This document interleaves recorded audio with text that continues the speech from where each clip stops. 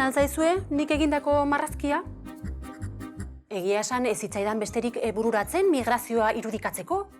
Bai, migrazioa, norbaitek bere sorterria utzi eta beste toki batera bizitzera joatea, hori da migrazioa. Betidanik mugitu da gizakia, betidanik janari gehiagoren bila edo klima egokiago baten bila, gerrateetatik ihes egiteko ere bai mugitzen da jendea, edo bizimodu hobeago baten esperantzan ere bai.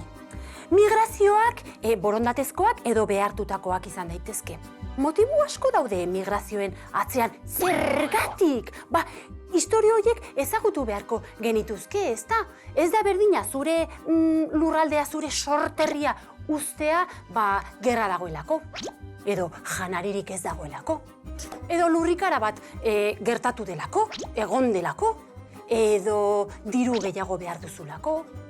Edo agian familia beste toki batean bizi da eta joan egin nahi duzu.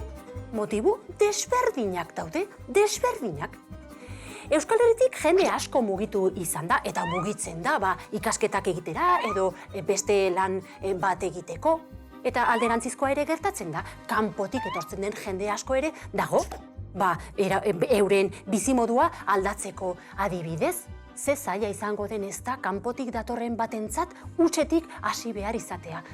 Gelakide berriak, eskola berria, lagun berriak, paisaia berria, ohitura berriak. Baina guri dagokigu beraiei erakustea, geure kultura nolakoa den esatea, eta guk beraiengandik har dezakeguna hartu. Zorte handia da jatorri eta kultura desberdineko jendea ezagutzea.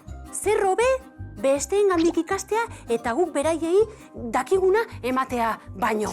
Oso aberasgarria da hori. Horregatik, zuen gelara ikaskide berri bat etortzen baldin bada, hartzazue, eskuak zabaldu, besoak zabaldu eta hartu, lagun bat baino gehiago irabaziko duzue. Bitartean, ez dakit migrazioa irudikatzeko beste modurik.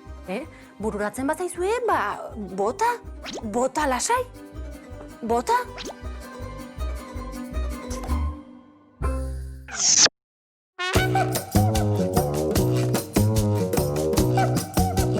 Gogoratu, astelehenetik ostiralera, saio berriak ETB Irun.